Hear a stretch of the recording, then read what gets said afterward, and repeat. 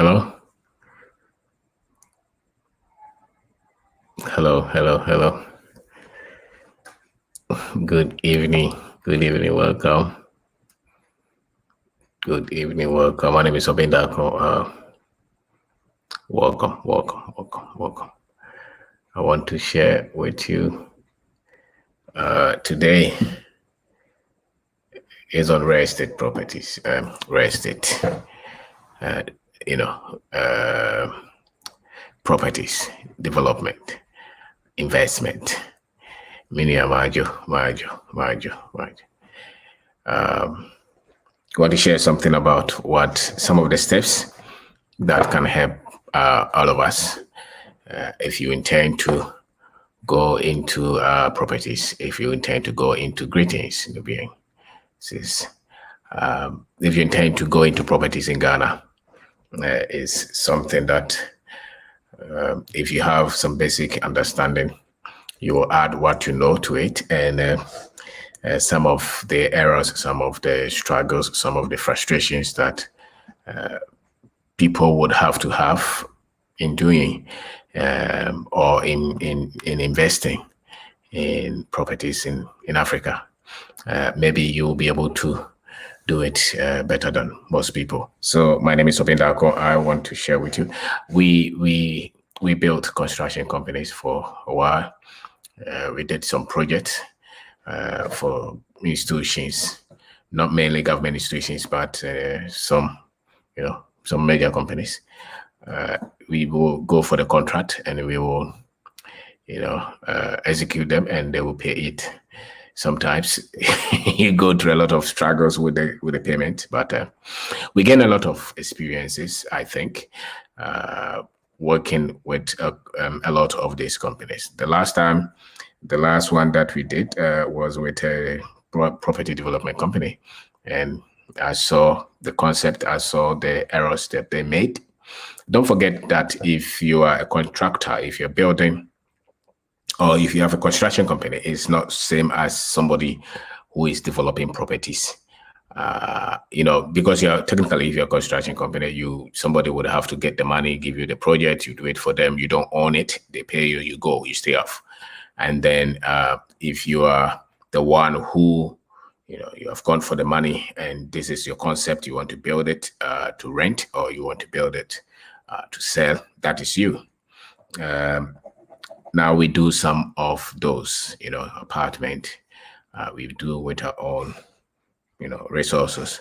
And some of the lessons that I would want to share with you, because building is it's a field that most people think that they know, so everybody thinks that they can build, but I think a lot of thinking goes into it. If the thinking is not right, if a lot of the decisions that you're making on your project, on building an apartment, for instance, for rent, a lot of the times you will lose the money. You probably will not complete the project. You become so frustrated because the components are many. You're really producing a house, so knowing where your strength is and knowing where to position and understanding a lot of things will help you. By all means, you go through your struggles, by all means, you go through your problems. It's okay, but at least if you think through some of these things, you will understand that problems would have to come anyway. But if you're informed, I think some of the problems you can go around them. So if you have to target, if you want to build apartment. I see when you come to Accra, for instance, you can see a lot of apartments in nice areas. I am not so they make the city nice, they beautify the city, but that's not my interest. I am looking at 70 to 80% of the population. What can you do for that? Because that's where the drive is. I think that's where the real impact is. So if you want to build, apart from you making some money, what impact do you want to have on the country, on the society? What real solutions are you providing? What real problems are you solving? And housing They say Ghana is in deficit for about 2 million. That's what they say of me. I think it's more than that, but that's what they say. So we go by that, which means there's a huge need for it. But don't forget that anytime that you go into building, it takes the money. It doesn't come back. It continues to suck the money until you have completed the project and until you have started to maybe sell it or let it out. You are going to continue to sink the money in the project. And so it's very much important you decide. You are very much close to accurate as to who you are building for. Are you going to build for the top 5%, very rich people that you rent to them, in thousands, or you want to build for the next category of people, or you're going to build, from maybe 60 to, maybe from not the last, because the last they can rent between 550 Ghana to 200 Ghana cedis a month, most of them. What market are you looking at? How much are you renting the house? Which concept do you have? These are the things that will help you so that you can locate, because you can't put any building anywhere and expect people to rent. So you have to decide the people you want to build for, how much rent you want to take, if you're building to rent. So if you want to build from maybe 50 cedis to 200 Ghana cedis a month, that is a market, no problem. Or some people will say that I want to build 200 to 500 Ghana cedis a month for a single room, self-contained, we call them. Or somebody will say I want to build 500 cedis to maybe 1,000 cedis a month, or maybe 1,000 to 2,000 cedis a month. Which category are you looking at?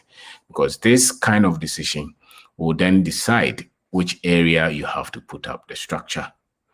It's very key.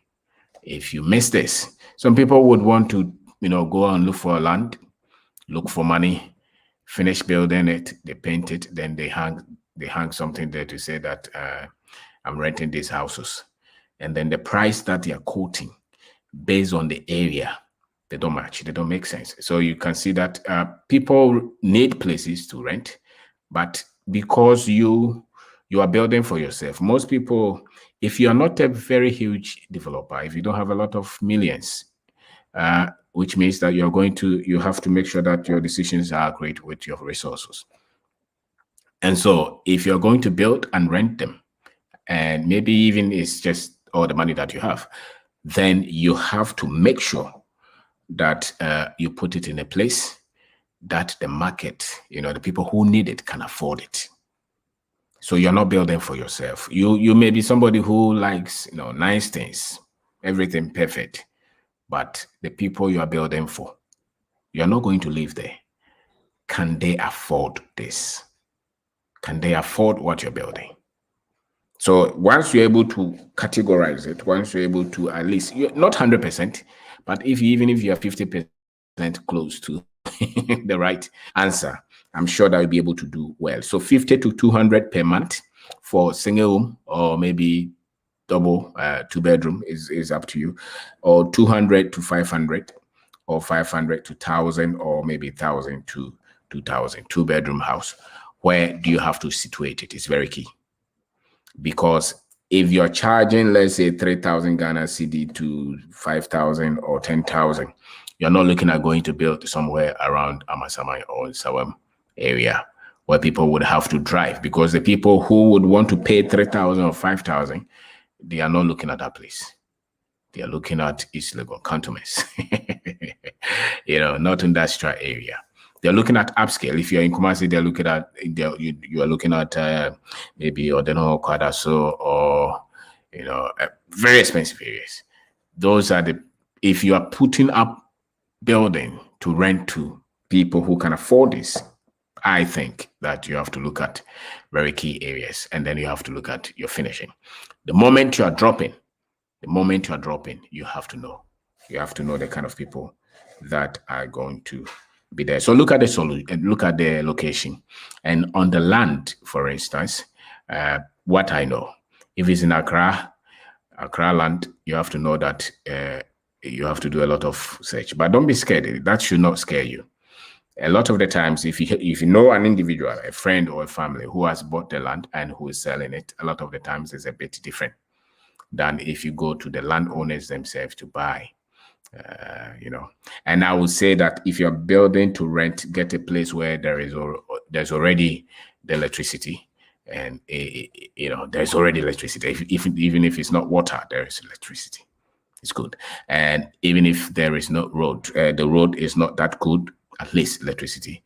It means it's so mean that there is already certain people already live there. That one for me is the way. If you don't do that, a lot of the times you go into trouble. You run into trouble. So look at the land, and if you can have a land that you can trust the people, is the best. If you don't trust the people, then I would say that, just a minute, I would say that look for somebody who you trust, who already has the land. That will save you a lot of the times. Nobody's land. We have bought land that you got trouble. Don't be scared, because you want to do it anyway. But eventually, if the people are good, they will find a solution for you. And so your concept, the location will have to tally with the concept that you have, the people that you have in mind, the kind of people who you want to rent to. Very key. If you don't get this right, it's likely that there are other things that you miss them, and then I also think that you should push yourself to finish if you're going to start the construction yourself, you should look at between 12 months to 20 to 24 months. Within 2 years, you should be able to finish it. Don't design a project such that 5 years you're still building. If I have to build, let's say, 9-unit apartment, 2-bedroom, and it's going to cost me, let's say, 2 million cedis, and I don't have 2 million, but I have 500,000. I'm not going to. Maybe I may design the 9-unit, but I will look at, okay, can I finish the down since I don't have money? Can I finish the ground floor? If the 500 can finish the ground floor, I finish it and I rent it. Because the more you wait on the project, the more you lose the money, because materials don't stay at the same, material price don't stay at the same point within that period. So maybe one bag of cement is 40 cedis. If you struggle so much, by the time that is 2 years, one bag of cement could be double, which means that your cost of construction is going up. And if your cost of construction is going up, it means that you would have to charge more on your rent. Or if you're going to be moderate on your rent, it means that it's going to take a lot of time to even get the money that you put in the project in the first place, let alone the profit. So I would say that do it such that you can easily let the property out. It's okay, you want to be ambitious. And I also say that if you're going to credit, if you're going to go for bank loan, and it's 30%, 40%, I dare say that you have to be very skillful financially to be able to do this and make profit and not cause trouble. Because then most of the banks will say that, okay, we don't then bring the land document, we will finance you. And I can tell you that if you take a loan like that, the rent per year may not even be able to service the interest, which means automatically the property is for the bank. So I would not say that go and borrow money to build like that. I will not say that. I don't know how to do that. Where you're paying 30-40%, you create disaster. Most of the companies that I know who went into properties development, real estate development, who went for loan, eventually had problems. Some of them even collapsed the main companies, the parent companies. Some of them were financial institutions, insurance companies, things like that. And they thought that they had money. They went into property development and they crashed the main mother company as well. Why? Because it was not sustainable. If you go to borrow and you put it in there, because let's say it's taking you 2 years to build. Most of the financial arrangements that they do, they will not give you 2 years before you start to pay the money back anyway. So automatically you push yourself into a problem. So do it. If you have other sources of funding, then perfect. If you have friends and family who agree to say that let's pull the money together and do it, and you can manage them, then maybe it's good. But usually, I would say that do it with the resources that you have. One thing about properties is that you're not going to multiply the money that fast, but it's one of the safest way to secure your wealth. If you're able to put money in anything at all, properties can save your money if you manage to put up a good property. So I would say that give yourself a timeline. I want to do it between 12 to 20, 24 months or 36 months, but the earlier you finish the project, the better for you, because then you're able to save costs and you're able to stay with the progress of the project. So don't build with debt. Be also certain of the source of funding. Maybe you have saved money. Maybe you put some money somewhere. Maybe you have some investment. Maybe you had something that you had to sell, and you've been able to raise substantial amount of money, and you want to build apartment with it. Make sure, I would say that get as much as 50 to 60 or 70% of the money before you start to go and dig the ground. This is not I'm believing God. No. Make sure that you have the money there, 60, 70%. It saves. It will save you from a lot of headache, because then you can follow your timelines.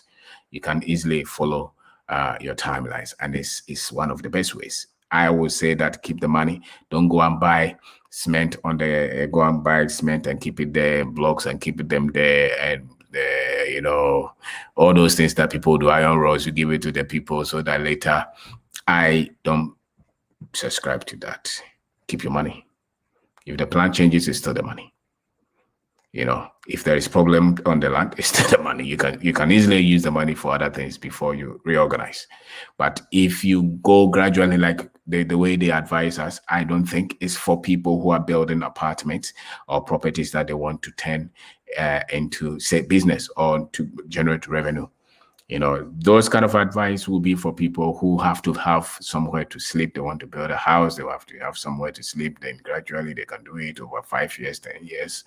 But I'm talking about investment, conserving the kind of money that you have, putting into areas that you can also turn something for you, can bring in something. And if you want to do apartment, these are some of the things. In our country, we don't have a lot of companies who have built apartments and where you can easily go and buy and say start to rent. We don't have that.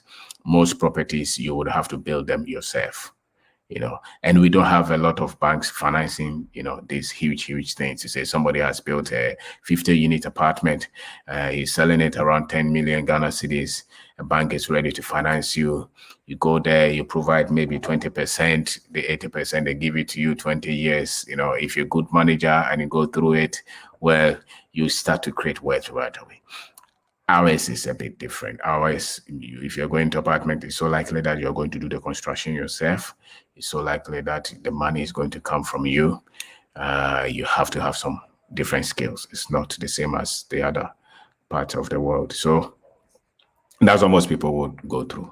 No way it's criminal how Ghana lenders charge a such rate. They do, boss. They do. You can have 5% a month. They do. On the properties, sometimes they come out and speak all this, these guys in suit and tie working in the banks, they come and speak all that. But if you go inside, you will see it. That is not that, simple. And so be sure of your source of funding. Be very sure. Don't go and start and then you are waiting for somebody. It's not the way. I think that do it as professionally as you can. Handle the money well. Manage the processes well. If you're able to get even 50%, you'll be able to do it well. So that is part of it. So my name is Kwabena Darko. The first part, if we get them right, I can tell you that the other parts you will get them right. But if you miss the first part, if you miss the idea generation, if you're not able to put things well, it's likely that your project will suffer. So this is not the house that you're building to live in. This is a house that you are trying to build to rent. So if you don't like Accra, there is Kumasi. If If you don't like Kumasi, you can go to Sunya in Takoradi. There is Boga, there's Tamale, there is Ho, there is, now we have 16 regions. So you can go to where the new regions that they created, Sahara, Northwestern region, or there is demand. And a lot, and some of the district capitals, yes, there is demand, but you have to make sure that you get your concept right. If you go to Techima, for instance, what kind of housing, what kind of rooms do they look for? What is the rent? What kind of people are looking for such rooms? You can't say that, oh, I want to build 3-bedroom. Meanwhile, 3-bedroom, maybe you're looking for 3,000 or 2,000. And maybe Techima people are not looking for 3-bedroom. Maybe in Techima people are looking for 1-bedroom, self-contained, or 2-bedroom. And maybe they are not even looking for very high finishing, very expensive finishing, because that's something about people who have taste. If you have good taste, you're looking for a very nice one, but can the people afford it? You have got to get that side right. If you don't, you will build, and sometimes you will over even spend. You spend so much in a property that you're going to let, and then it takes you 20 years to even get the money that you put in.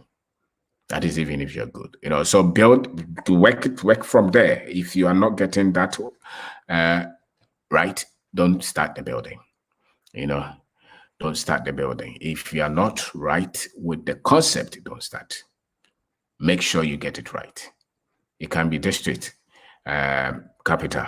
It can be anything. District capital, there are a lot of young people who are going to schools in a lot of these district capitals, or they are new, they have new postings, government workers, new other companies work there, but they are not the ones who can pay 2,000 a month rent. Usually they are the ones who can pay from 200 to 500 a month. That's what they're looking, or maximum 1,000. And our problem with taking 6 month, 1 year, 2 year advance rent is also it's not, it's totally very tough. It's a tough situation. If you're taking somebody 1,000 a month and you're asking for 2 years, that is 24,000 that the person would have to give you upfront. That automatically cuts a lot of people off your property. Because if I don't have 24,000 and you're charging 1 month 1,000 and you're taking 2 years, I don't qualify. So because of that, we don't pay monthly. Those, if you don't know, in Ghana, very few people will take monthly rent. The best ones, they will take maybe 3 months or 6 months rent.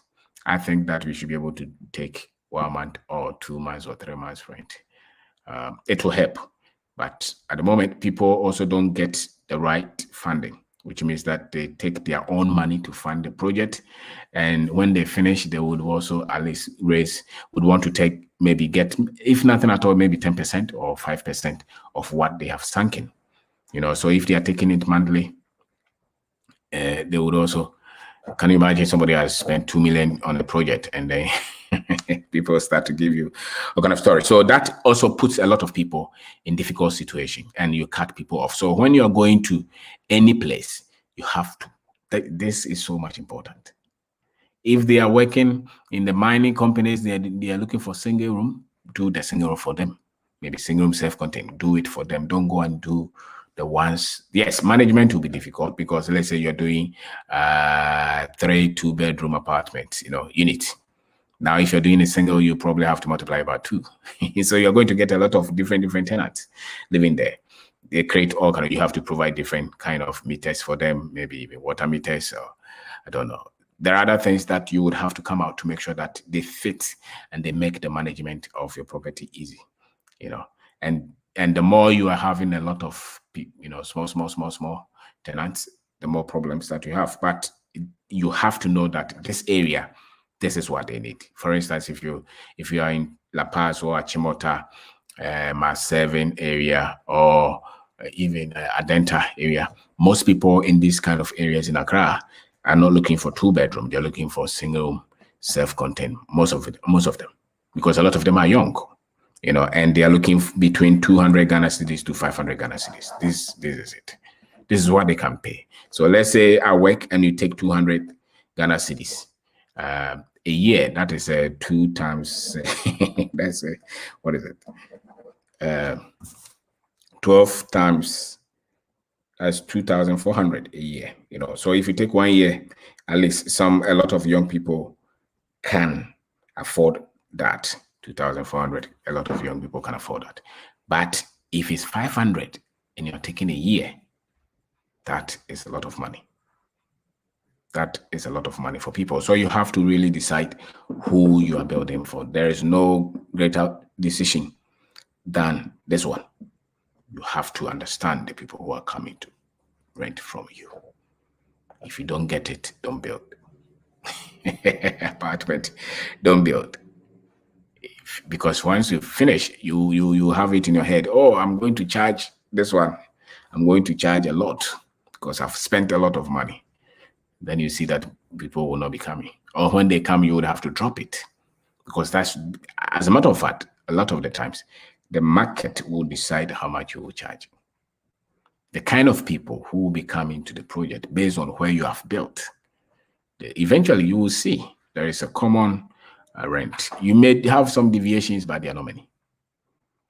So this one is very important. If you don't get it right, there are other things that you will not get it right. So then you have to, now you at least you understand who you are building for, where you're supposed to situate, the income bracket of the people in the area that you're trying to build. You are not building for yourself, which means that you're also looking at the finishing.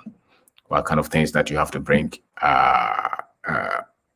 in the property? What are the things that you have to fix there? You have to provide it at a cost that they can afford. Don't forget that. So if your math is not good, do it well. Unless you want to help us to, to get a lot of people to, so you really don't need money, then that's fine. But if you want to build it and turn it into a business and run it well, please, you have to really get this one right. Then when this concept is right, then you engage your architects and your engineers. Engage your architects and engineers. They will be able to also give you a lot of information.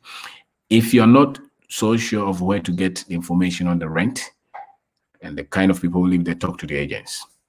Talk to them. You can just, engage them as if you want to rent a place. They become your friends. They will give you a lot of information. They will tell you. But whatever they tell you, sieve it. Sieve it. Run through your numbers and see, does this make sense? Sieve it. It's very key. If you don't, and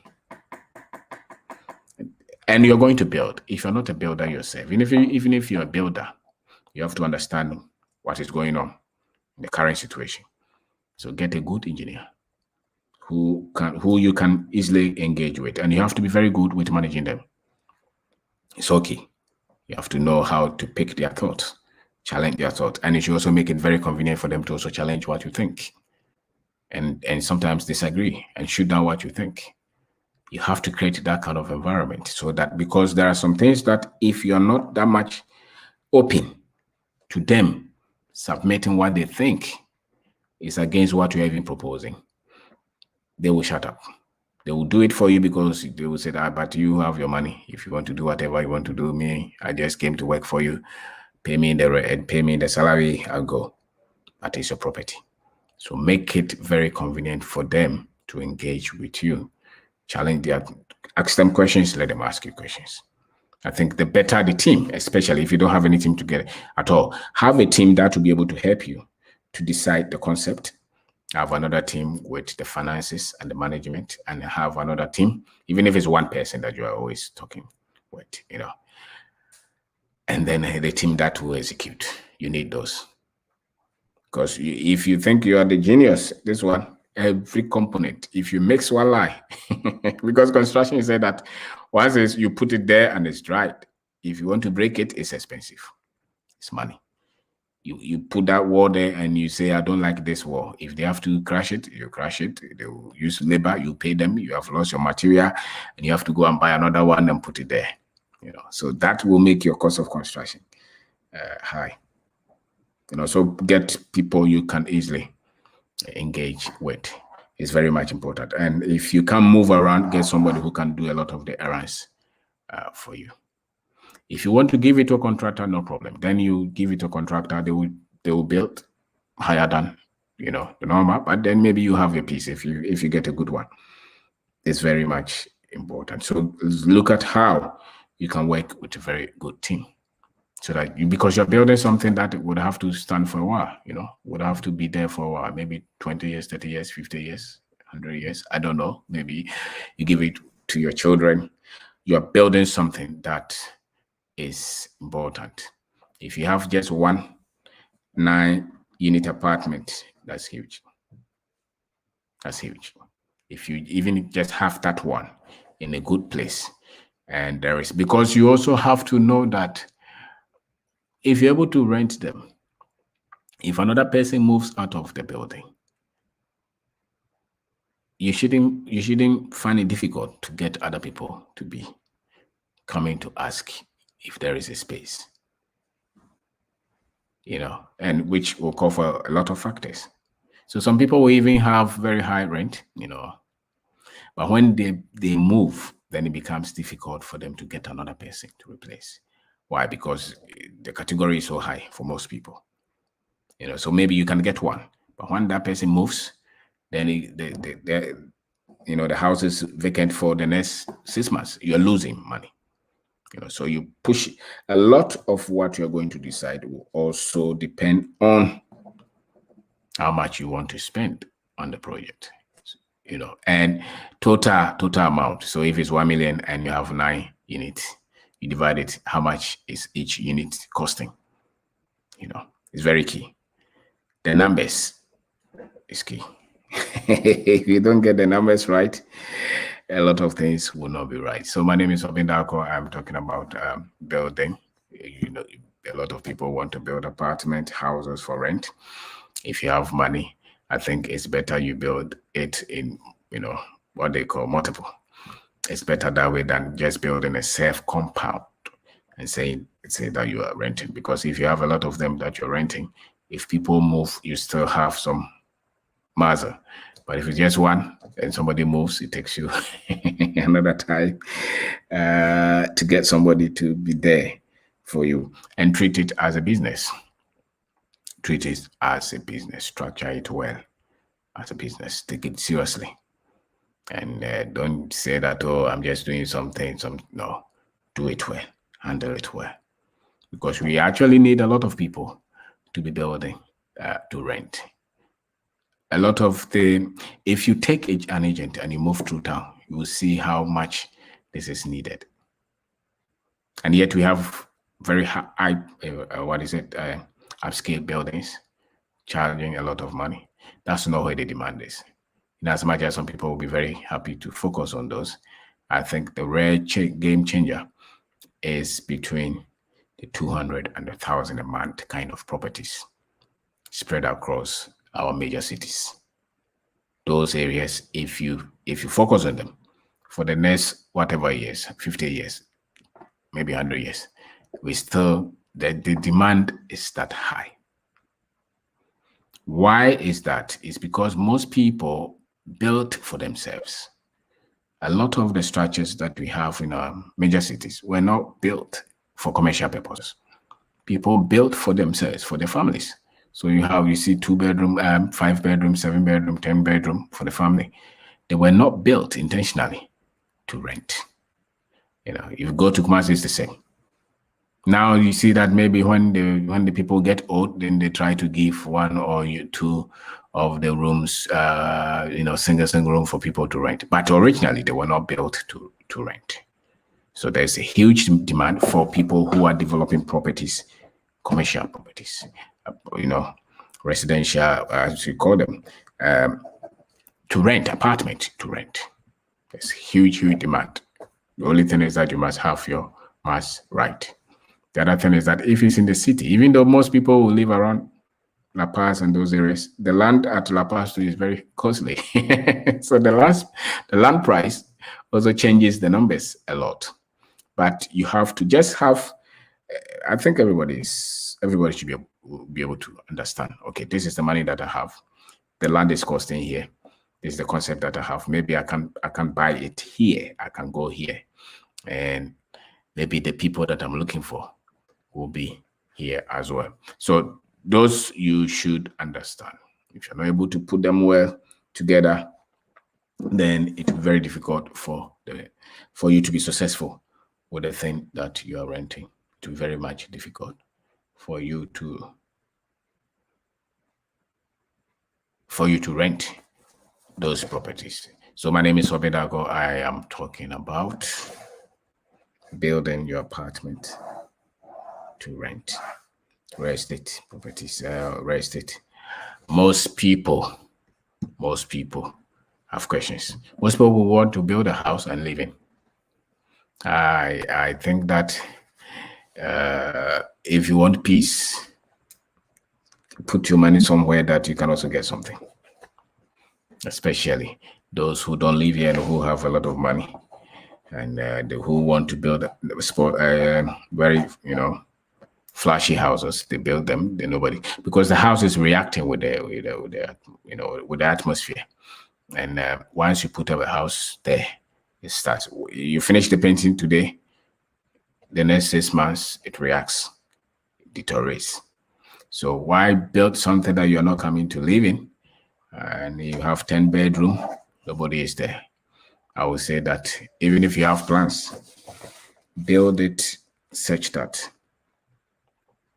at least you have something that you can rent before you even look at, unless you're very rich. These things are not for very rich people. What I'm saying is not for very, very rich people. It's for people who want to create some level of comfort, some level of security for the future, some level of wealth for themselves. And I think everybody can do it if you make informed decisions, if you get the right information.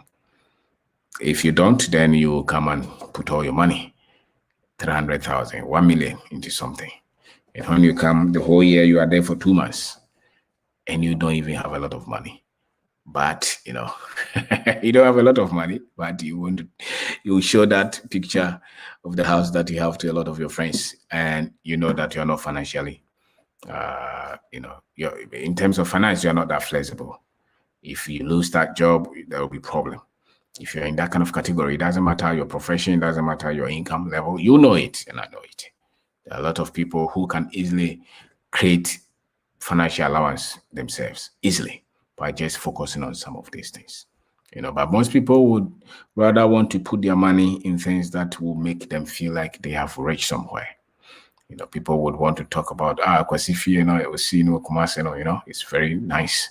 People will talk about it, but that financially, you're very much tight. You have a lot of difficulties with loans, with things that sometimes you wake up and you look at the burden, because let's face it, consumer debt is burdensome. The debt that you have in a house that you're living in, or the car that you're driving, is burdensome. Let's face it. And so most people will be very happy if they don't carry a lot of this debt. That's a fact.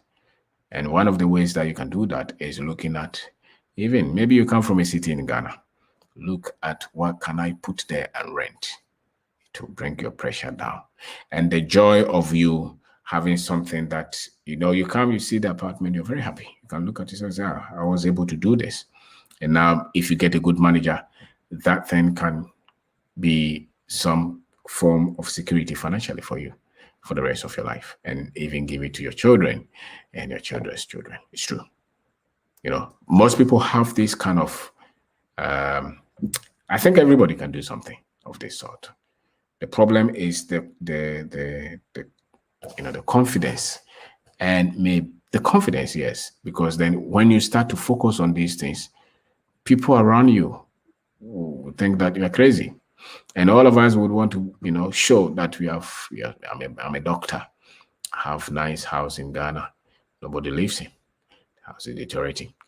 If I was financially intelligent, because if it's a burden for me, if I worry so much about my finances, and most people do, they never tell anybody, but they know that financially things are not that right. They could be driving nice cars, they could be living in nice houses, but they're worried that if they lose that job, a lot of things will turn around.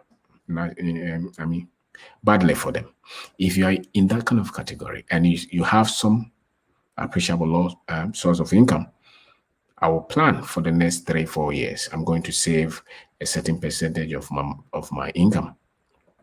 Try to live modestly a bit, and then save it to an appreciable amount. And look at building 3-unit, 4-unit, 5-unit apartment. And once you're able to do that, that becomes a guarantee for you. I'm talking of apartment. Other people can put their money in all kinds of things. Most educated people would want to look at stock and things like that. I think this one is if you do your maths well, you'll be able to double the money within 10 years or less. You'll be able to get the money back and start to make profit, and the property will still be there with little maintenance and good management. And management, I think you can do it. If you pick any young girl or young boy and give them some basic training, they'll be able to handle the people who rent them and who have to pay your rent. And it will also solve major problems, because it's part of the problems that we have in our country. So if you want to build some appreciable, because all of us must do that, especially Africans. We go somewhere, we work all our lives, and yet we don't build wealth.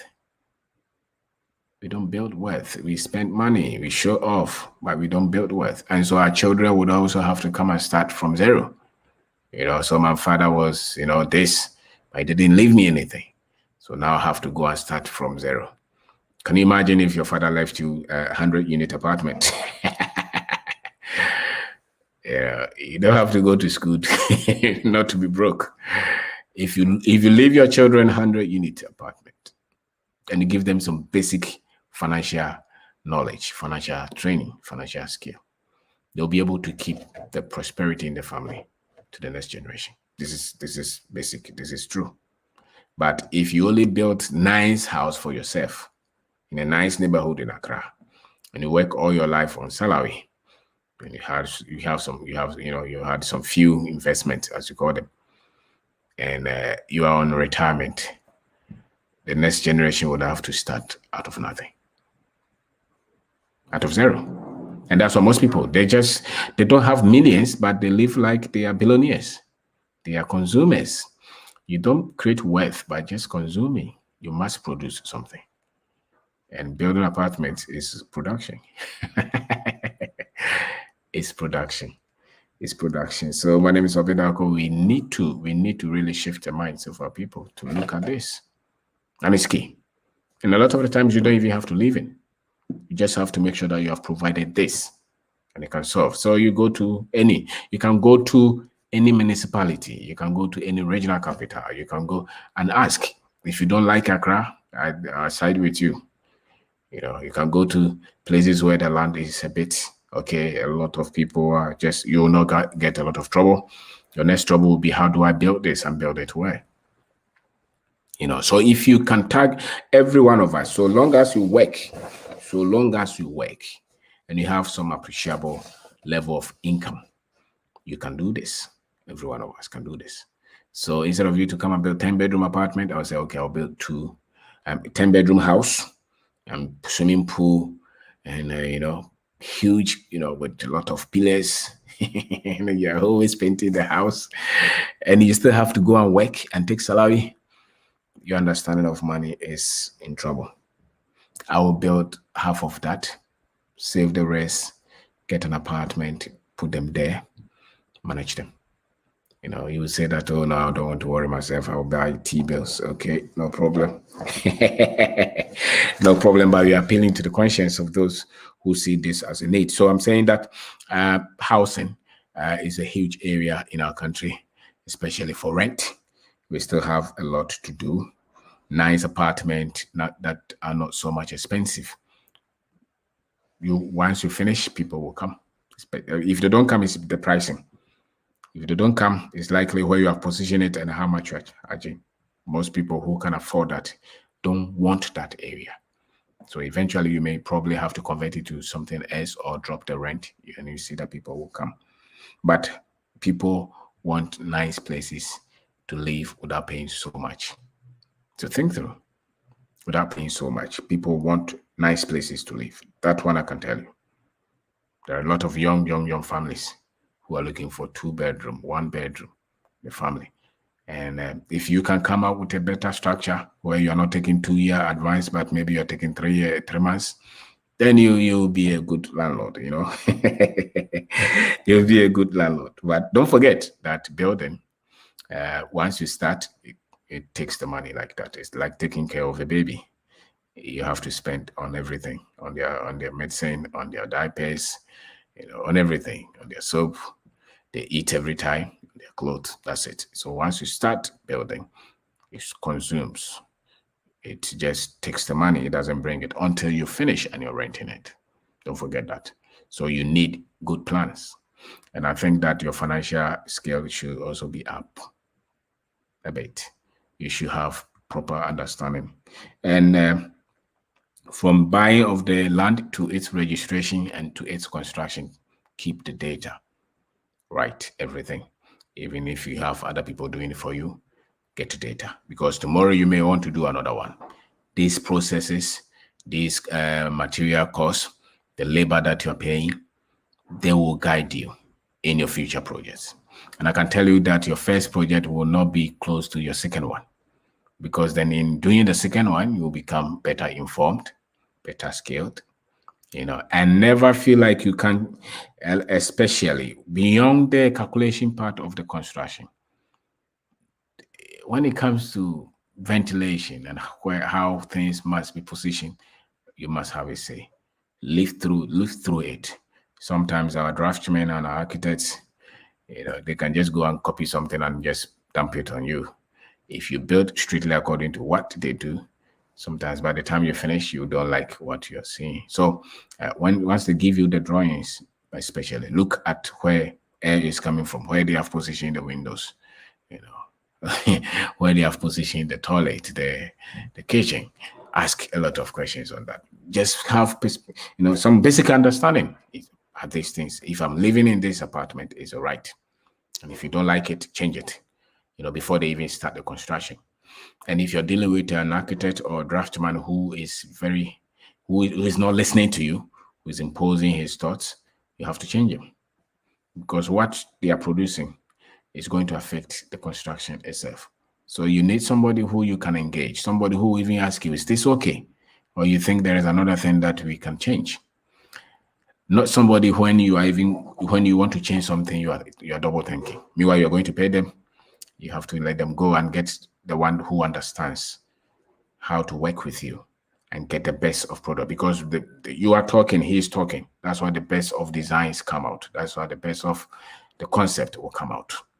If they just have to come and just dump it on you and say, pay me, it's so likely that it's not well informed. Because the thing is that you are the one with the concept, not me, not the architect, not even the engineer. You are the one with. So what you have in mind is key, is that much important. What you say is that much important.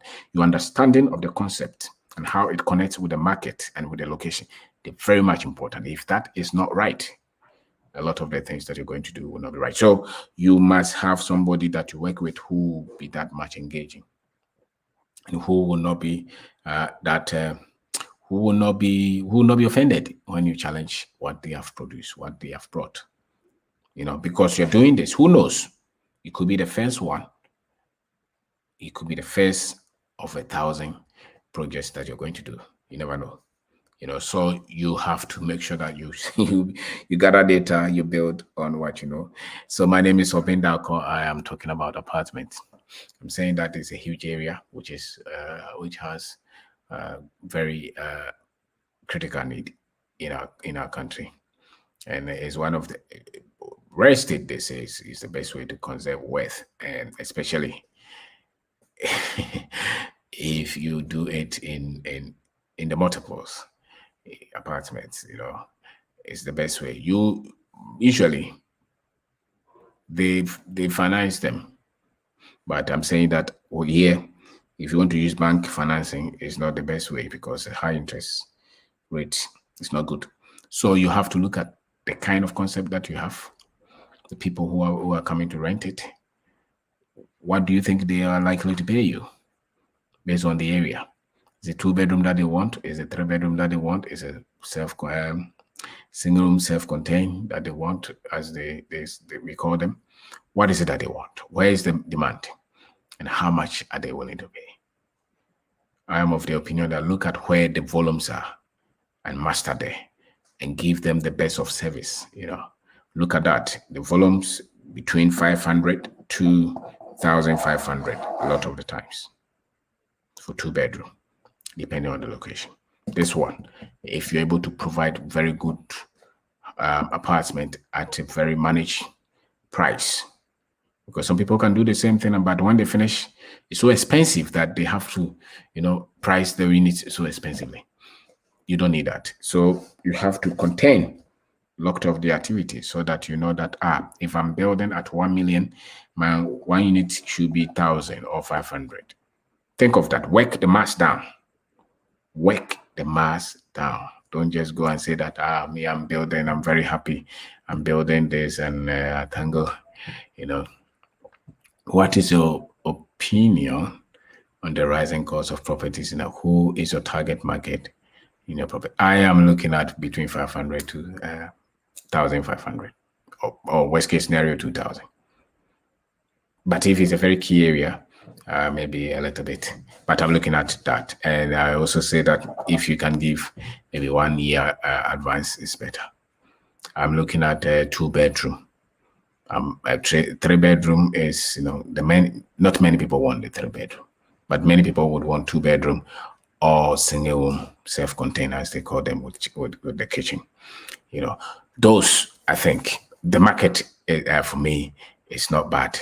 But there is also a huge market for 200 to 500 Ghana cedis a month. There's a huge market for retail workers, security guys who do security.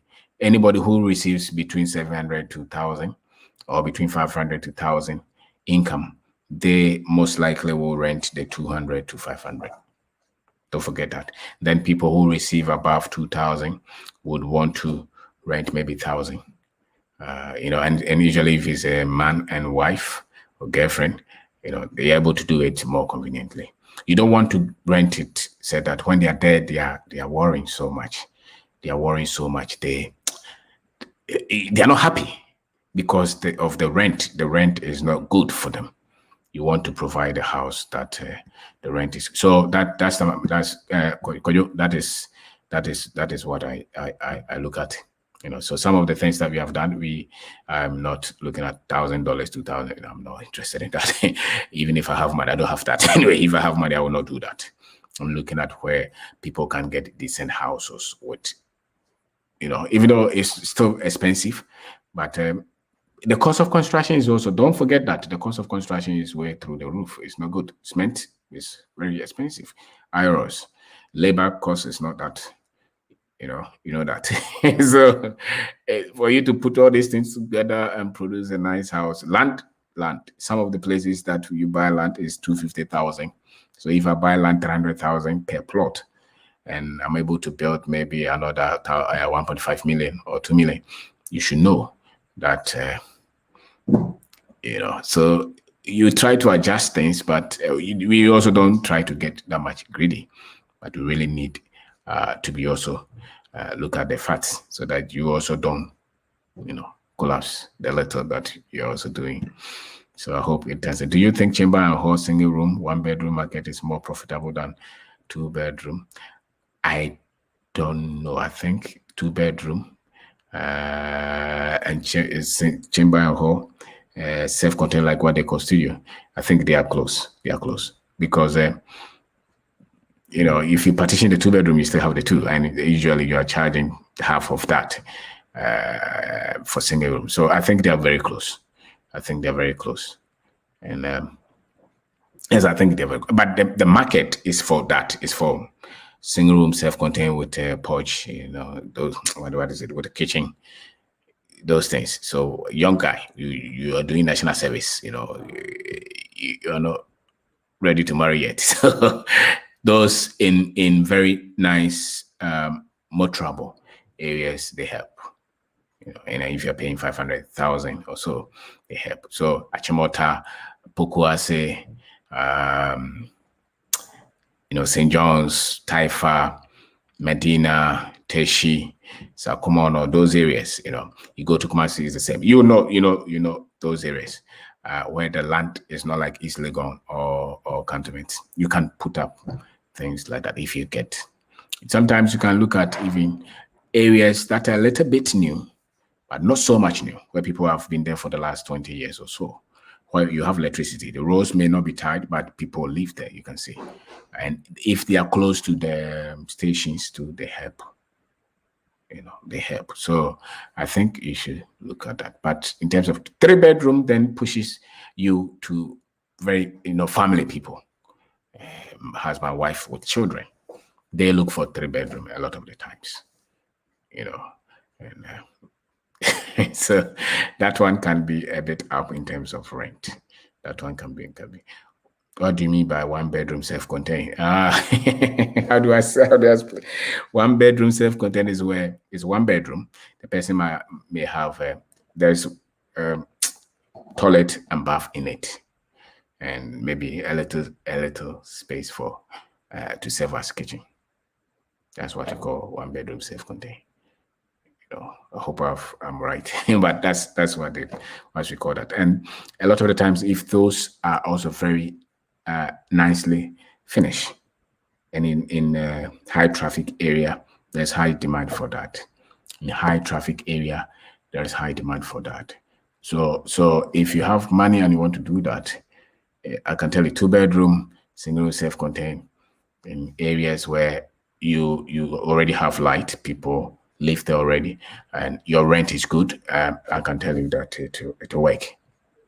It'll work. But you don't want to build in areas where it's not so much an old area, it's not tarred road, and you want to charge so much because you have gone there to put a very nice building. It's very difficult for you to, and you're charging so much. The average guy who wants to live around those areas may not have so much money. So you have to build with the intention that these are the people who would come and take this and rent this. Yeah, so that's what somebody saying studio, yes, something like that. But me from a village, as I said, 1-bedroom self-contained. So I would say so. So those are, if you have money and you want to do this, I would say that they are really needed. They are really needed. It's true. And if there were some kind of competition, as a matter of fact, the rent will come down. If you found a way to build these things at a cheaper rate, the rent will automatically reduce, because then most people will do them. And once there is that much supply of these units, you cannot charge beyond the average, asking price from everybody. So I think they try to hide this because they know that most people have not built these things, and largely because traditionally we have not been building to rent. We've been building to stay there with our family. Now there is a need for this everywhere. Go to Kumasi, there is a need. In as much as Kumasi is a bit traditional, people who want to build a house, you still have a lot of people coming to Kumasi to work. You go to Takoradi, you still have them there. Go to Sunya, you still have them there. We have to pay attention to some of these areas.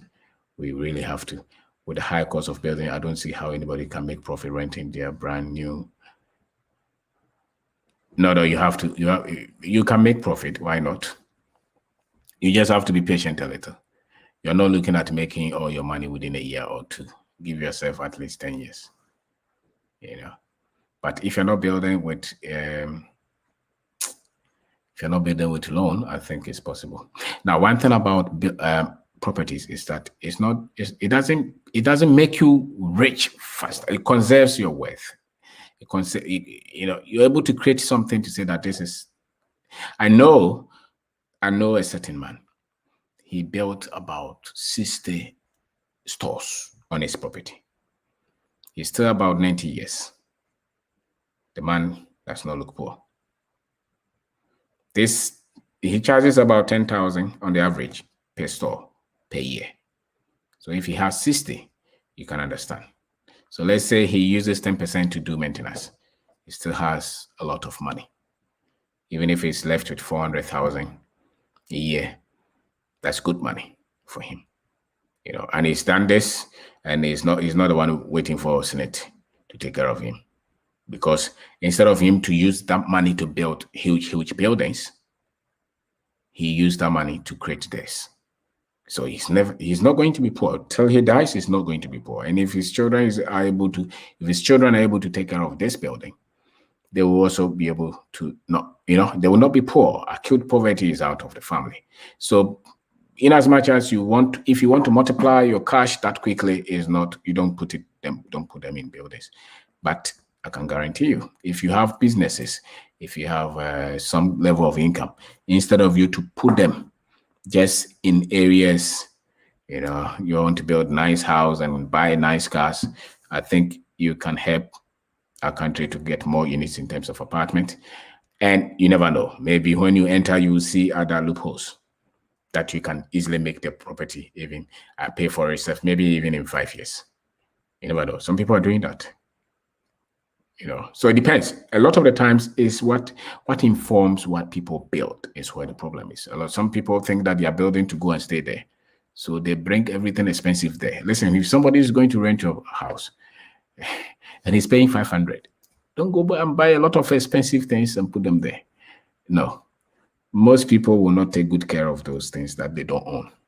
So buy the average one, because the price is average anyway. So it's good. People are making. I can tell you that if you have them, you may not. if you have 50 units and they are giving you 500 Ghana cedis a month, that's not bad money at all. That's not bad money at all. That's good money. That's good money.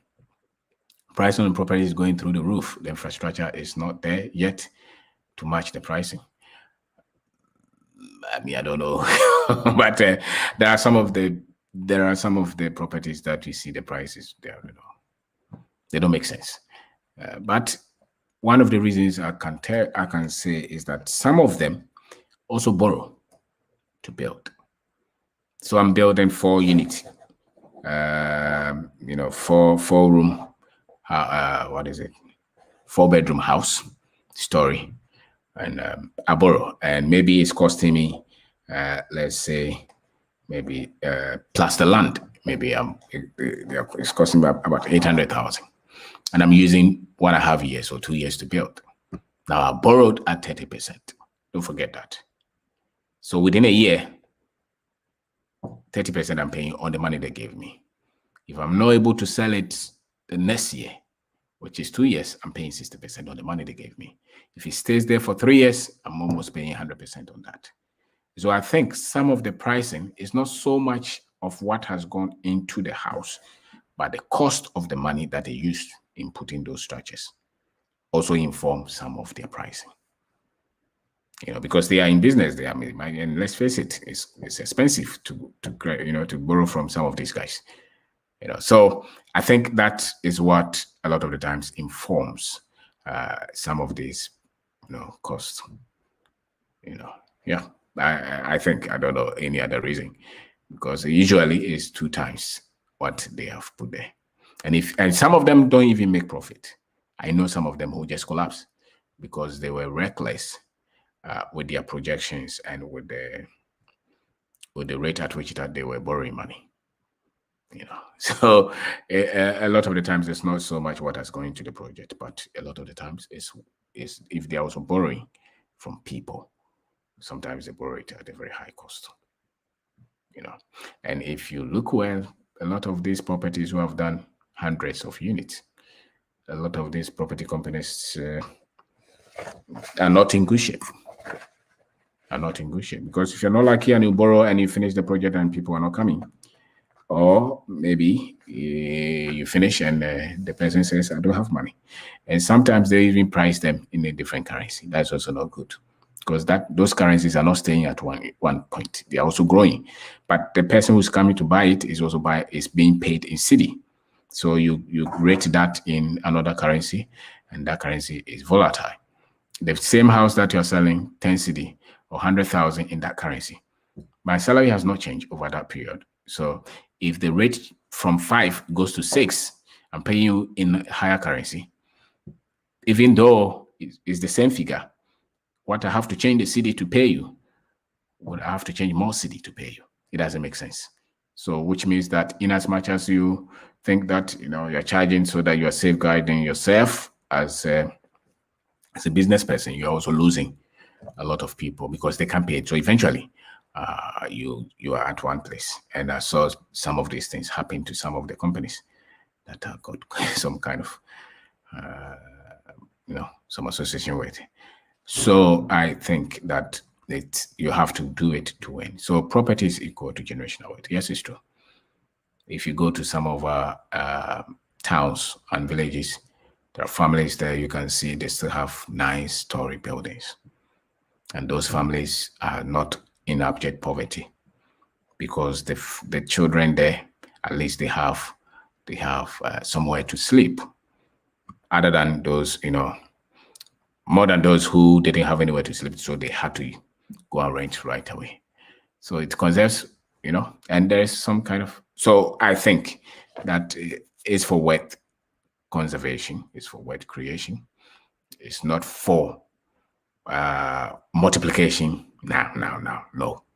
So if you have businesses and you're bringing a lot of money, and I'm saying that because there's huge need for this in our capitals, in our district capitals. So it's not just about you making money. You also have to know our people getting good places to sleep at a decent price. We have to also look at that.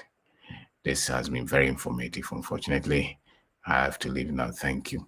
I'm also thankful for you being here. Thank you very much. And please share the channel with people who have to see this. Share the channel with your friends as well. My friend was telling me, you don't say people should subscribe. I know, so I would say subscribe to the channel, share the channel with your friends and with your maybe WhatsApp pages, Facebook pages, other timelines, other things that you need. You share, you talk with people there. Don't share, because these are some of the things that will help all of us. Because our structure in Africa is so different when it comes to wealth creation. Our structure is different. A lot of these, machinations that they have always come in a different form. So if you're not able to understand this, then you will not be able to conserve the wealth. And so you have to understand what we do here. And sometimes even our people don't know what to do here. So they come with the book knowledge. My grandfather was a cocoa farmer. He had his own transport company. He had his sheep, goat, orange farm. He didn't die poor. He didn't go to school. He didn't go to school anyway.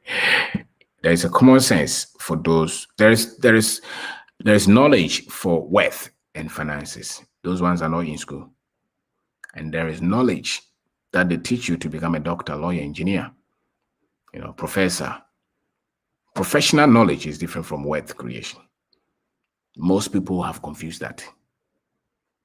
And a lot of the information that they have given to us in school and in our professional lives, they were not given to us for us to create wealth.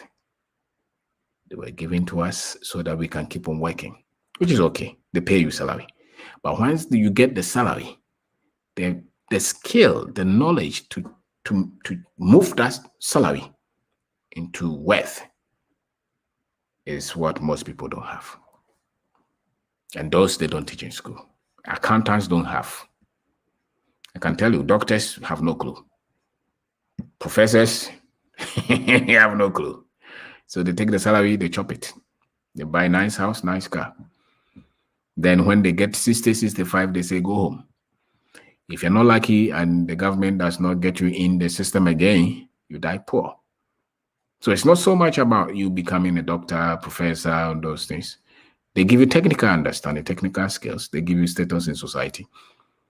But I think that if you have say on your finances, there's more that you can do. And there's no freedom that comes close to it, where you have control of what, and when there is one city in your hands, what the decisions you make with the one city so critical to the future that you're creating. What strategies will you use to determine whether to build an apartment complex of, let's say, six one-bedroom apartment?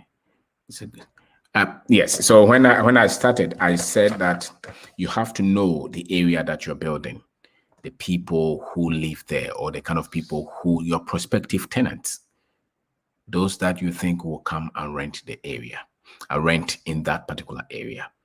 What is the level of salary that they have? You must have some basic information on this. And I said that most of our people, the very bottom, the very low, so to say, sorry, the very, those who don't have much income, is between 50 to 100, between 50 to 200 rent that they will go for. There's about 30 to 40% of us who can only do that. They can't go beyond that based on the kind of income that they have. And there is another form, maybe another 30% or 40% or so, which rents between maybe the 200 to 500, maybe 30% or so. Then there is another percentage which runs between 500 to 1,005 or so, and then you are going to the very top. So you have to look at the people. These are the things that you look at, the area.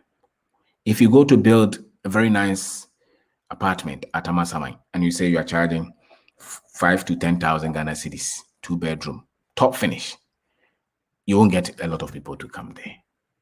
But maybe if you do the same thing at Cantonments, you'll get people. Maybe if you do the same thing at Urech, you'll get people. That is understandable. So, but if you do an apartment you are renting for, say, 500 Ghana cedis at Amasamai, I usually would say that look for a place that they have the lights already. Don't look for the one that is a farmland that they are trying to turn into residential. Those, they will not catch up for people to come and rent with decent money. So you have to look at the people you're building. That's what should inform you. You are not building for yourself. You are building for people. They should be able to afford it. No problem. They will be able to afford it. You are building for people. So you're finishing. Maybe you want to buy. There was a time that I went to buy a toilet bowl. There you say that, oh, this one is 400. And there was another one which was 4,000. Now I'm building for somebody to rent. I'm not going to buy toilet bowl, WC 4,000 for a place that I'm charging 500 or 1,000 a rent. No, it doesn't make sense. So you're not building for yourself. You have to, every one of the components that you're using to build, especially when it comes to the finishing stage, there are different pricing on them. You have to know how much are they going to pay me and what I have to use for this finishing.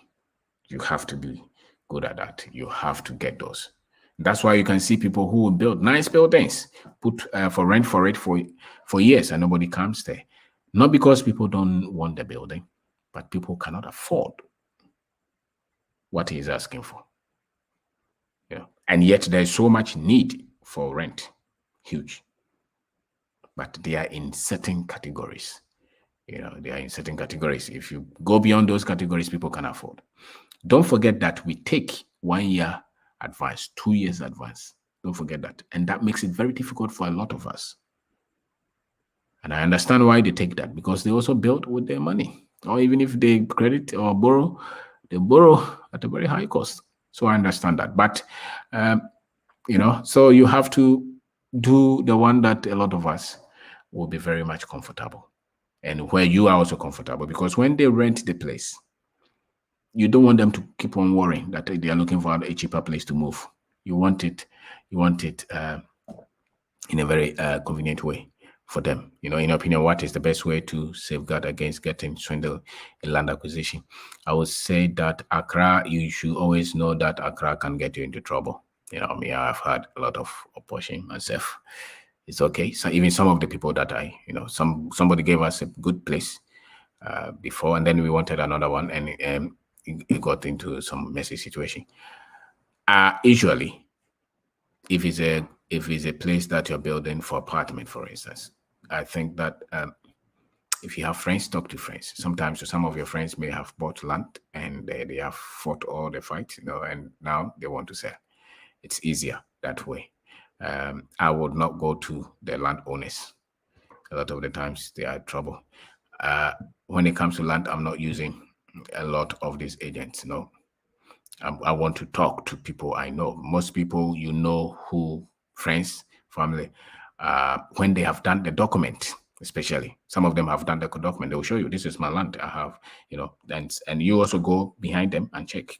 Especially those are very much safe when they come through acquaintances, especially in places that have already been developed. You a lot of the times they have fought all the fights, so it could be a bit more expensive, but it's safer. It's safer. So instead of me buying, say, 50,000 far a bit, maybe 100,000 from somebody like that with some of the documents, even if it's not fully done, at least it's plotted. And you don't also have to give her all the money right away, maybe some bit. And you have to have people who can also check them from the institutions for you. And then maybe some informal checks, go around the area, talk to the boys there, talk to the woman there. No, do your due diligence. It's very key. It's very key. It's very key. So don't lose the money. Don't lose the money. But no matter the fight, don't worry. Go and fight, because this one will create wealth for you. We have lived with people. We are tired of people just showing cars and houses without wealth. We want a generation that will think of creating wealth before showmanship. We have to change that, where we create wealth before showmanship. You have this unit you're renting. You have this business you're building. You have this. Then you can go and buy all those things. But don't go and buy those things and show people and show them where you live and the car you drive. That's not wealth. That's deception. That's deception. Because you can't build these things. You can't build these things if you're ignorant financially. You can only turn the small money that you have to build apartments because you are very skilled with money. You're very disciplined with money. Most people who are very reckless will not be able to do this, no matter how much salary that they get, because the pulse is so low that it's too emotional. They want people to accept that they have something. They cannot afford to be overlooked. They have to be.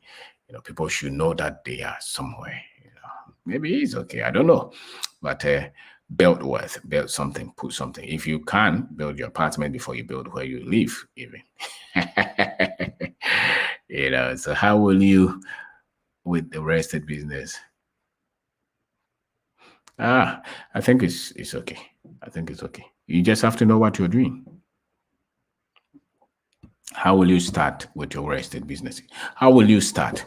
Osman, I think you have to have source of income, and you have to project. So let's say I'm working now.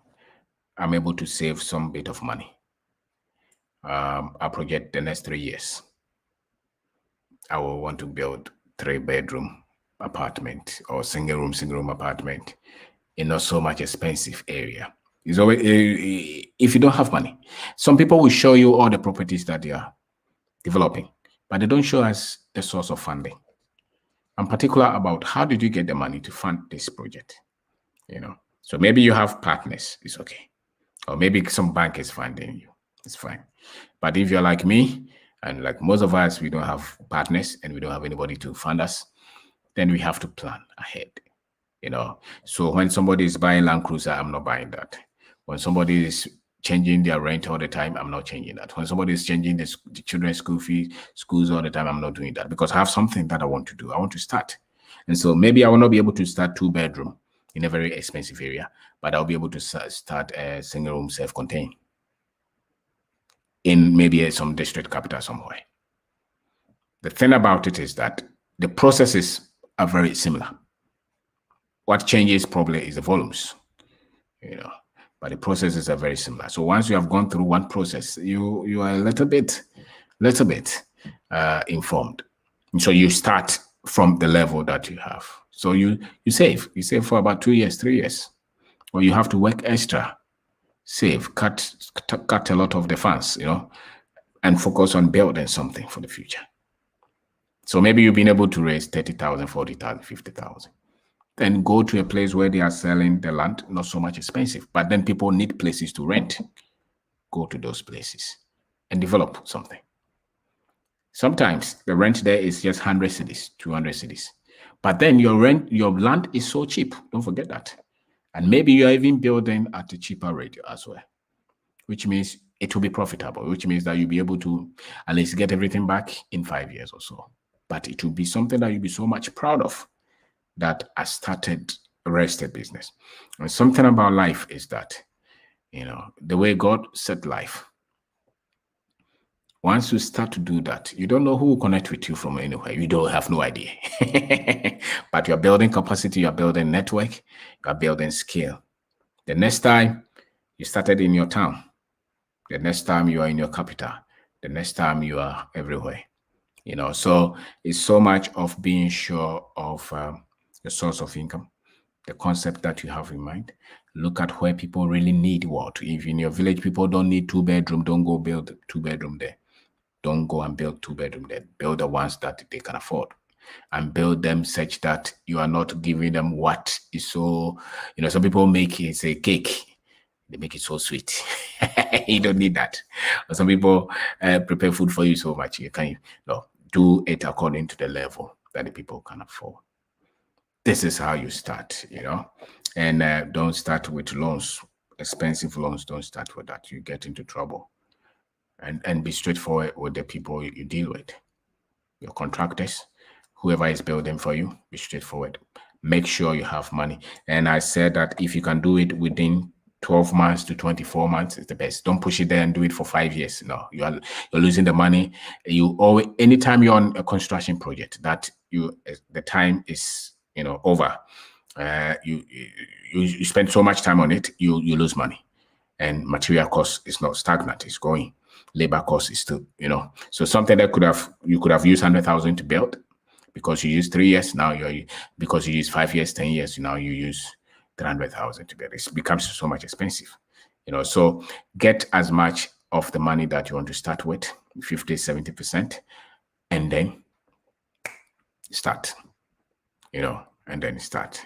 You always have to do something like that. Don't just, like the way my friend is, I went to buy the land, so the next time I will put block there. Then the next time I'll go and do the excavation. That is the house that you're trying to build in. This one, we are talking about apartment.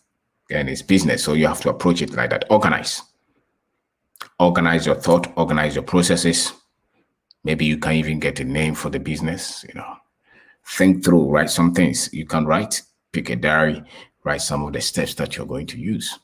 Organize, because the more you organize, every business is business. The difference is how organized the business leader is, the structural thinking that they have, the understanding that they have on the concept that you're developing. Those are the things that will separate your property business from another person's property business, because it calls for proper management of the money, management of the people, management of the processes. There's so much. So it could be just a simple business. You don't even have much, but you're so organized that they will set the stage for your growth. And you read a lot about this, you study so much about it. And I just said that our understanding, the way our property market is so much different from the rest of the world. Don't forget that in funding, in how we take our rent, the need, where the critical need of the houses, is so much different. So if you don't really understand what is going on the market, in our market, you just say that, I went for this loan, want to build this. Then you see the contractors, the mason boys who screw you, who lie to you, who run away with your money. And then you say that I won't do it again. It's because you didn't structure well, you didn't think through well, you didn't plan well. So then the whole process became chaotic and and because maybe you were not even skilled. So there's the business component. In as much as your engineers are good, they may not be so much interested in the business component of what you're doing. They will be so much interested in the construction side. And the construction side is not the same as the business side of what you're building. It's not the same. The business side is where you have your customers in mind and you're developing something for them. You know, these are, those, the engineer and the construction man is just looking at, where is the iron rods? Where is the cement? This is, we are casting there, they're putting the door here, we are painting here. That's what they are interested in. Once the building is completed, they don't know who to rent to. Can you really build your dream and future living in where you are born? Maybe because of certain having bigger dreams resulting to criticism. Okay, I agree. So maybe you move to the next town. Yes, maybe you move to the next town. But because it's your dream, if it's your dream and if it's in your heart and you want to do this, it won't die. It will stay with you. Even when you're 90 years, you will still be telling your grandchildren, I wanted to be a property developer. I don't know what happened. If it's your heart desire, if it's your dream, it won't go away. So you just have to find a way, to do it. That's what I think. I remember when we were in school somewhere, and the professor asked me, so are you going to Ghana? I said, yes, after this, I'm going back to Ghana. He said, what are you going to do? I said, I want to do properties. He said, how? Where are you going to get the money? He said, no, I don't know. I'll see. That was a dream. I didn't know how, I didn't know what, But then we started to build business. There are a lot of errors, mistakes. People run away with your money. People will cheat you. People will lie to you. You will cheat yourself. You lie to yourself as well. You hit bottom. You make so much mistake. You may probably pick money that you didn't have to pick, get into association with people you had no business getting into. But through it all, if you have good heart, and if you want to become the best of yourself, and you work hard, you're straightforward, and you're always learning, I can tell you that your dream will always come true. You're not looking at screwing people or cheating, and you're not selfish. You're not just looking for everything for yourself. You're open-hearted. You treat people well. These things will make sure that you become what you want to become. That one I can guarantee you. Just be a student of life. Just continue to learn.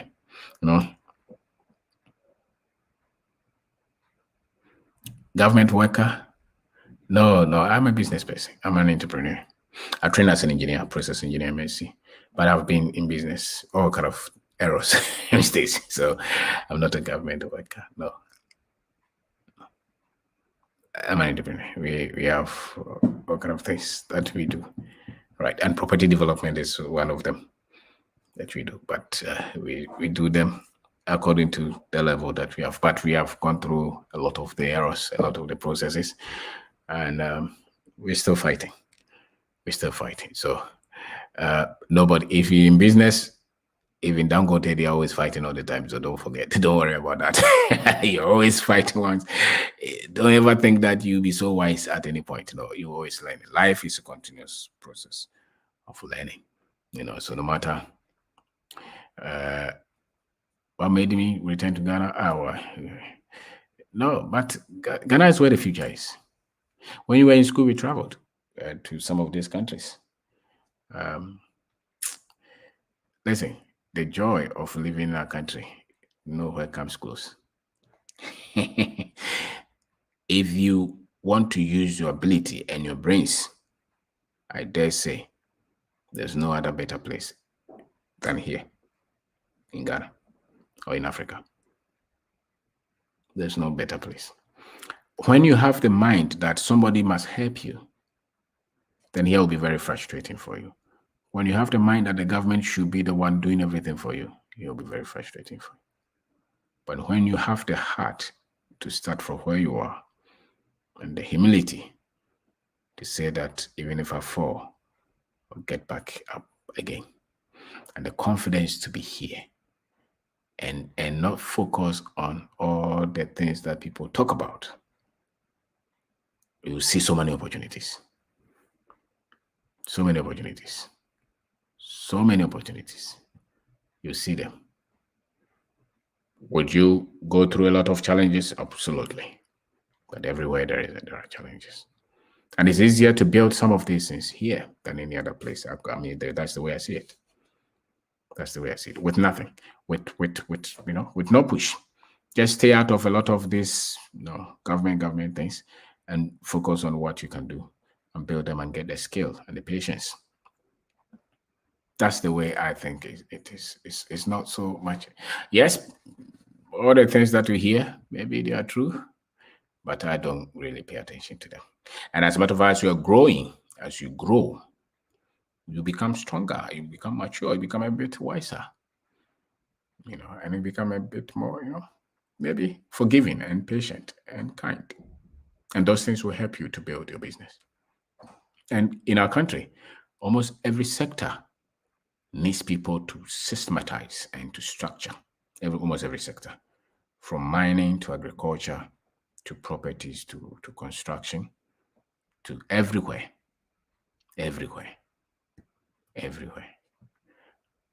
Yes, access to capital is, yes, they continue to say that.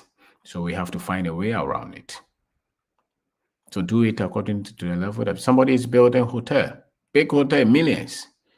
But maybe I can build 3 single rooms in my district capital. Give yourself time. A lot of the huge business people that we hear about, they have been in business for 50 years, 40 years. Some of the people that we hear about, that we hail them, they have been at this business for years. So I would rather, I'm looking at long term, if I'm 70 years, 80 years time, where would my business be? That's the way, that's the way I will see it. I'm thinking of long term. I'm not thinking of today at all. So I will go through the process. If I want to start a big commercial farm, I will start with 1 plot. If I want to start to build hotel, I will start with small. If I want to build something like ShopRite, I will start with a provision shop. But then I'm learning. Access to capital, yes. But there are other ways that you can always do this. Don't forget that. Please accept my apologies for coming off the page. Myself and business partners are developing a business to provide housing. What will be the best way to contact you? Get your thoughts and opinion. You can send me WhatsApp. You go to the YouTube page. You will see my number there under the contact, or my email is also there. You can send me WhatsApp. If you send me, I see it, I will reply back. So it's still part of the topic, Richie. It's still part of the topic. So if you and your partner developing business to provide housing, fantastic. So if you want to provide them to sell, if you want to provide them to rent, yes, I think that we should be the ones providing this. So access to capital, if bank is not giving you capital, look at your friends, you and 5 of your friends. The problem is that, can you work together? That's where the challenge is. But if we have a lot of people who have developed, who have matured, who have had to develop our continent, to develop our country, you can come together and do something. And if nobody is coming together, you can still do something. Build businesses, raise capital, not from the bank, from your business. You can do that. And don't wait for government contracts. You waste your time. Okay? You easily become a crook. Do with what you have gradually. Give yourself long term. Our system is so much different from the others. Our system is so much different from the others. Our system is so much different from the others. It's difficult to get government work nowadays. I'm in college now because I don't know what is outside. Government work, Osman, don't worry about government work. There are so many problems in our country you can solve, okay? There are people in farming. There are people who are taking care of our waste. There are people who are providing all kinds of services. What we need, now that you're in school, in as much as you want to get all the grades, they are very good, but start to get information that will help you to do something, to build something with the skill, with the heart that you have. Don't grow thinking that government must give you work. If government will give some people work, no problem. But see yourself as somebody who would have to give government work. All right. So get another source of information. Read a lot. Study. Stretch your mind. The classroom information that they have given you, you cannot do anything with it. That's what I can tell you. You have to become a lecturer, consultant, government minister, or government something. Government takes care of them. If you're not lucky, like myself, and government didn't give you work, you have to find something to do yourself. And one of the things that you'll be able to do, if you have to find something to do yourself, is if you fed yourself with the right information. Most of our students don't read anything apart from the course that they're doing in school. And that's why when they come out of school, they are so much ill-prepared for the real life. Ill-prepared for real life. They don't read anything. They don't study anything. They just engineering. So when they finish, they go and get MSc, then they get PhD. They become something. No. Do something, read extra. And professional life is different from financial. Your finances and your wealth that you have to create. And your professional life is so different. The fact that you went to school to become a lawyer, engineer, doctor, does not mean that you'll be rich. If you don't know, go to the court and see. Go and talk to a lot of our judges. They have nothing. But they get salary. Because once they pay you, what you do with what comes to your hand shows the level of intelligence you have in terms of finances. And most people, they just get money to build a house and a car, send their children to nice school, buy nice clothes, have nice weddings. They have no idea how to multiply the money, grow the money, make intelligent decisions with the money. So they work for 60 years, they still live in government house. When they tell them to go home, they have nowhere to go because they didn't study money. So study money. Study is a subject you must study. Read it. Not just the maths they are teaching you, not just the English. The English will not put anything in your pocket. And when you complete school and you have nobody to give you a job, you'll be able to do something for yourself because you have raised your financial information. The eye that you need is the ability to see money. And most people don't have that ability. They have ability to work for salary. They don't have the ability to see opportunities because they didn't think it was important. Most people didn't think it was important. They were very much happy to be called a doctor, a pharmacist, a lawyer, those things, accountant. And when they are fired from their job, they can't do anything because they didn't study money. It's a special, you see how people are able to identify gold. It's a skill they develop. It's an expertise. It's expertise that they develop. The same when it comes to creating opportunities, creating wealth and multiplying money. You must develop it. And you're going to make a lot of mistakes in developing this. Just as you made a lot of mistakes learning how to read. Now you're an expert. You can write English. Or you can read English as well. And you can, explain it to people. When you started primary school or nursery, you could not do this. Now you're an expert at that. But you made a lot of mistakes. Even when they gave you classroom, correction, you go. I remember my teachers would give us correction. You do the maths, you don't get all. They say, when you are coming, do the correction. We did a lot of corrections. Now you have a certain level of expertise. Same with money. Same with money. You're going to make a lot of errors, a lot of mistakes. But if you don't give up, then you become an expert. And so we are talking about apartment, how to build apartment. It takes a lot of financial good decisions and discipline for you to turn that small money that you have and build something with it. And I dare say that it's possible for every one of us, depending on what you want to do and what you want to build. What we need is proper understanding of this, of the industry. And I'm not teaching my children to become all those things. I'm teaching my children, can you see opportunity? Do you understand money? Because if my child says, I want to become a doctor, I say, no problem. I can build hospitals and employ doctors. No, I want to become a journalist. No problem. But you can own radio station and employ journalists. Which one do you want? The skill sets are different. So I will rather teach them the skill set to own, to build. I'm a very good gold expert, or I'm an oil engineer. No problem. You don't have to be an oil engineer to own an oil company. Not at all. You don't even have to be a footballer to own a football team. You just have to understand how a business is run. And much of it is the financial information, the people management, how you can set structures and systems, your ability to keep going when everybody is saying stop, those things. So there is so much that there's so much there's so much confidence that those of us who went to school show. But we only show them in our technical understanding. When it comes to money, when it comes to wealth creation, especially starting out of nothing, Majority of us have no clue. We have no clue. I have made 2 engineers. They have no clue where the world is going. But if you give them the car, they will be able to repair it. If you give them the engine, they will be able to tell you all the names. But they have no clue. They have to wait for the salary. The month salary comes, they don't know. They just spend it, wait for the next.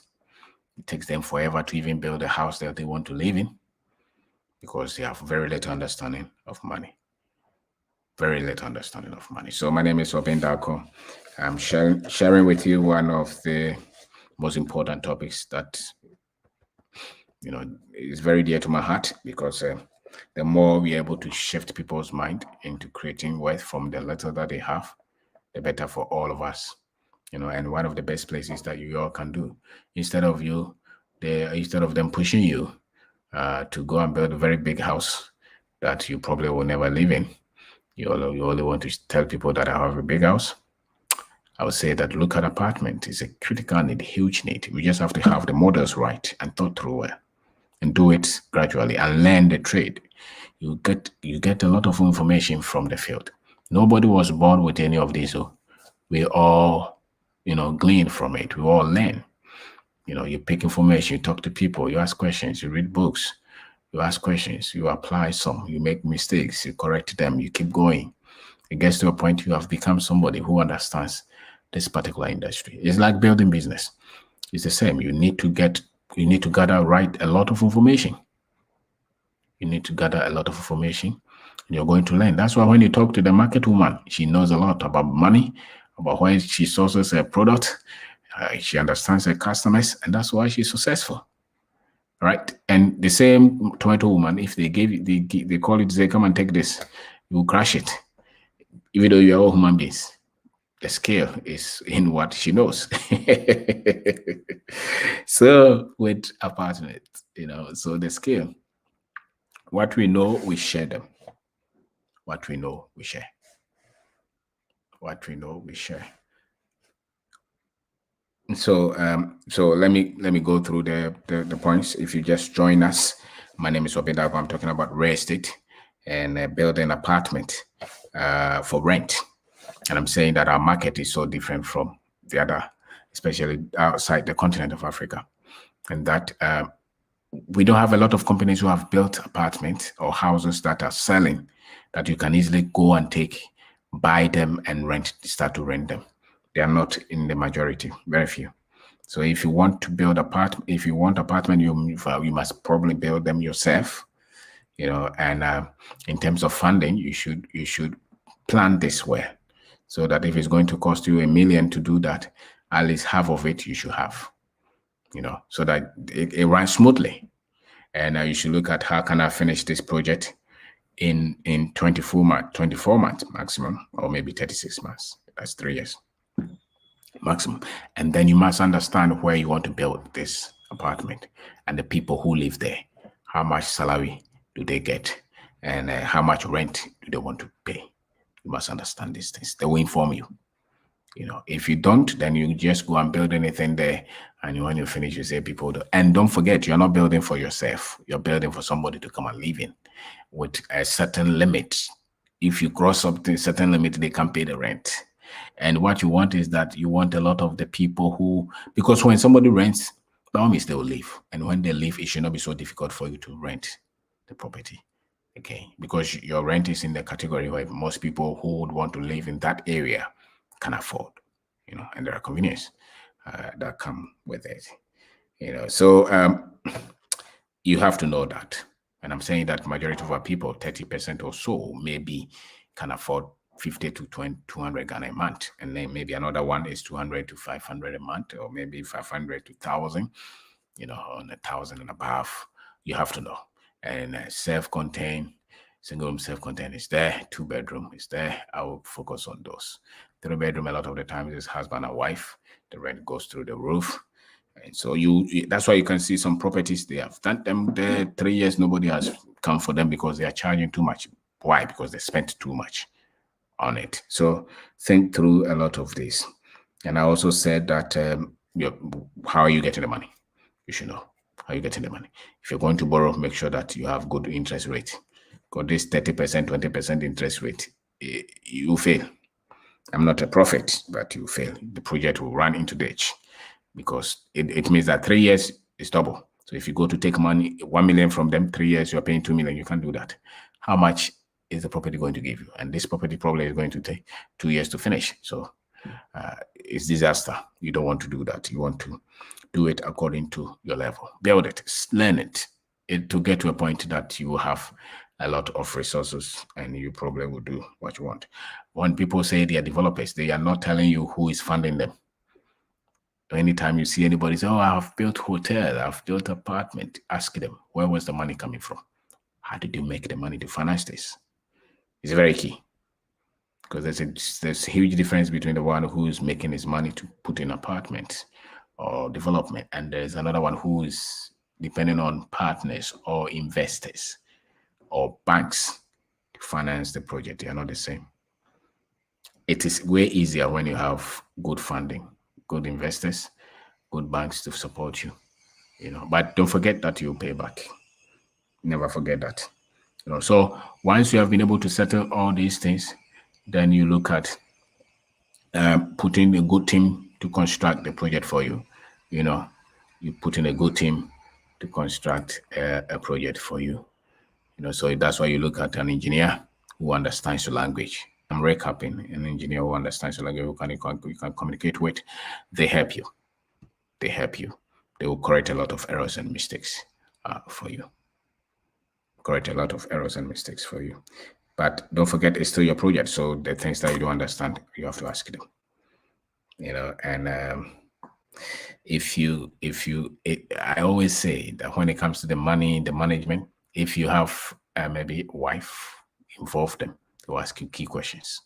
If you have maybe a girlfriend or you have a brother or sister, it's better you put your head together that way, because you're going to make so many decisions on this. Once, from land acquisition to construction to renting to everything, you're going to make a lot of decisions. And so I think it's easier when somebody is with you and you're showing interest. It gets to a point, you become maybe a big business where you'll be able to take accountant and architect and quantity surveyors and marketing managers and operations manager. Then it's a big company, But before you get there, there is work that you must do. And when a lot of people are talking, they are not telling you what they have gone through to get to where they are, And it's important that you go through the processes gradually. I'm saying that if you cannot do it in Accra, you can do it in Kumasi. If you can do it in Kumasi, you can do it in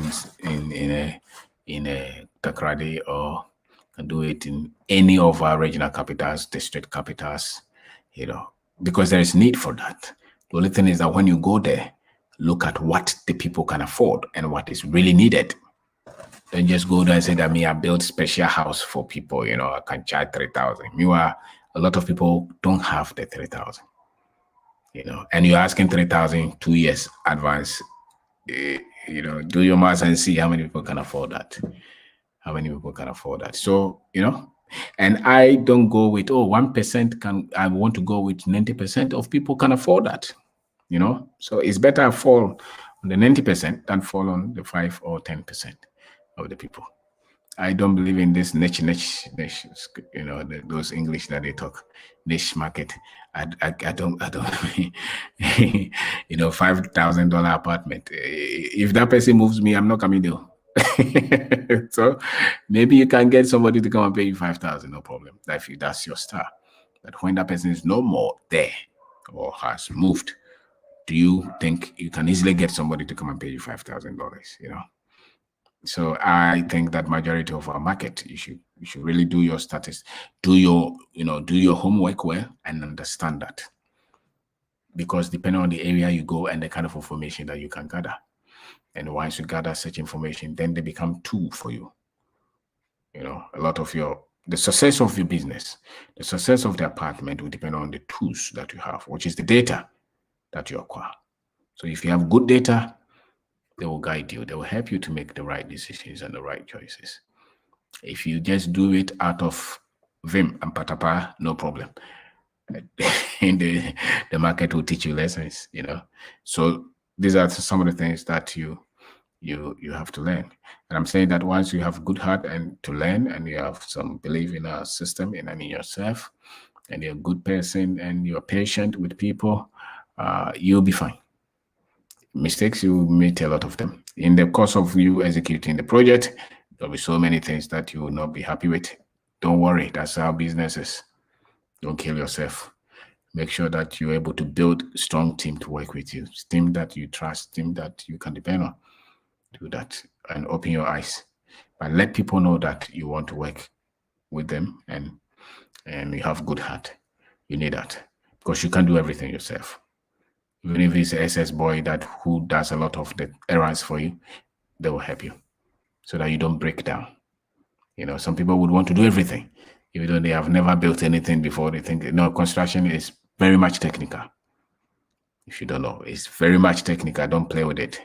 It's, especially if you're building an apartment, it's very much technical. It does not mean you can learn. You can learn, but get people who understand it, engage them. You know, especially the operation side, you can get somebody to just arrange the cement, the iron rods. You know, it takes a lot of stress from you, and trust them as well. Don't say that I don't trust anybody, so you know I have to go there, ask the thing myself. No problem. But there are other things that you can do well. Focus on them, and the other things that other people you can help. If you pay somebody some, you know, small amount and give them somebody a job, and you train them, they can take a lot of the things that come out of the project without necessarily going on. You know, there are things that they're doing on the site, and there are things that they have to do outside the site. And a lot of the times, a lot of the outside the site activities, you can get a young man or a young woman who you can entrust a lot of those to, so that you don't become so much stress. Sometimes you see some people, because they don't want to lose penny. They don't want to lose any peso.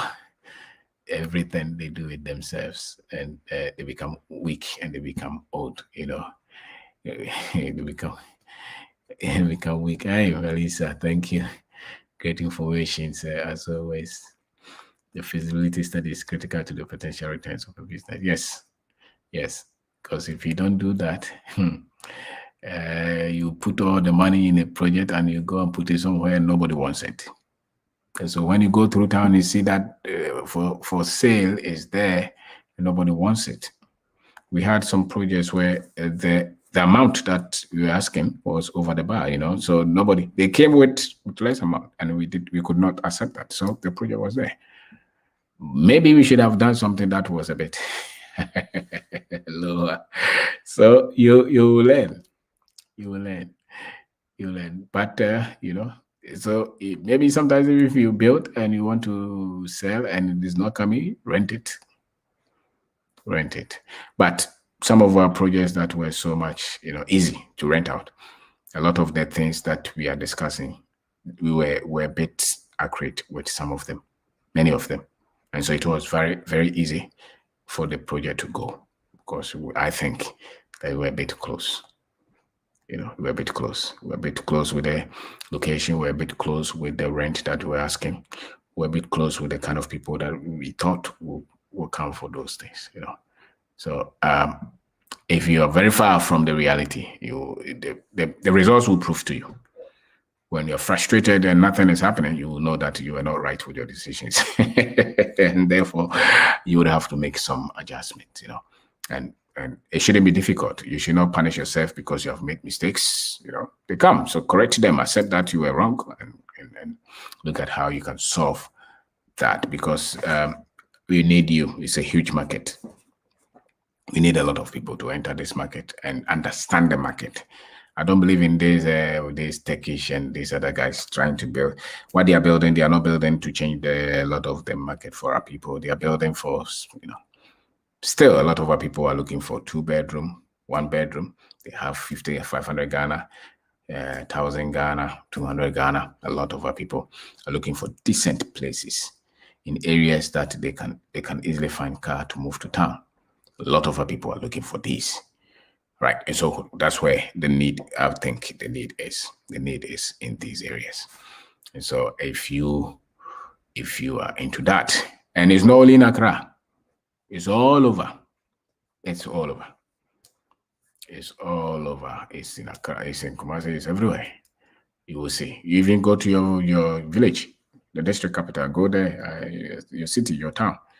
You see that there are a lot of young teachers there, young nurses there, young government workers there. Maybe there is a new company there. People are looking for a place to rent. And there's a certain limit that they can go. So if we don't have a lot of those houses there, then they would have to go and rent in the nearest major city. And a lot of them, they still don't have these. The few ones that they have, they charge too much. Most people cannot afford that. So we are saying that so long as it's nice, it's neat, and the rent is okay, there is huge need for that. Huge need for that. It's in thousands, it's in millions. The need is in millions, particularly in our major cities. It's everywhere. It's true.